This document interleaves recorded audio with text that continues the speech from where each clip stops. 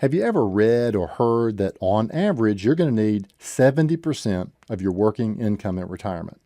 Now be careful when mixing averages and real life. You've heard the old one where somebody says, if I put one foot in a bucket of ice and the other foot on a hot stove, on average, I'm comfortable.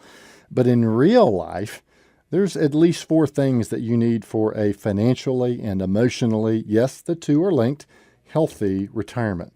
And the first one is contentment. A boatload of money is wasted by people who are not content, but have the idea that spending money they don't have, and often paying for it with a credit card, is a good way to find inner peace. Let me save you the trouble. It isn't. Contentment results when you cultivate a sense of gratitude about who you are, where you live, whose friends you are, and what you do to make a contribution to the world. If you are significantly and chronically dissatisfied with any of those four things, you're going to tend to spend a lot of money trying to fill the emptiness.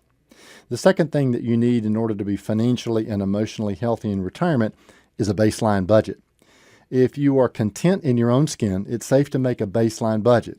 I'm not a fan of those 60% or 70% or any other of those percent rules of thumb. The big question is, will your expenses go up or down in retirement? Of course, the answer is yes, some expenses will go up while others will go down. Your baseline budget should be similar to your spending patterns while you're working, hopefully minus a few things, minus payroll taxes, minus mortgage payments, minus car payments. Yes, do your best to enter retirement debt-free.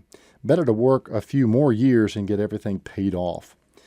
The third thing you need to be prepared for if you're going to have an emotionally and financially stable retirement is to expect to pay for big stuff. You don't get a new car, buy a new washer and dryer, or replace the roof every year, but every year you'll likely incur expenses too large to be covered by that monthly retirement income check.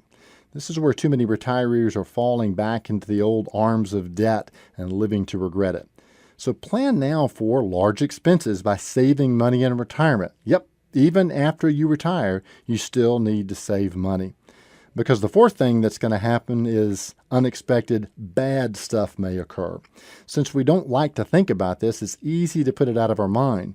But bad stuff happens. You can get sick. You can get sued. You can get in an automobile accident. A tornado could come through town, and on we could go. My point is that you need a combination of safety nets and liquid funds to see yourself through. By safety nets, I mean insurance, which calls for a collaboration with a licensed insurance agent.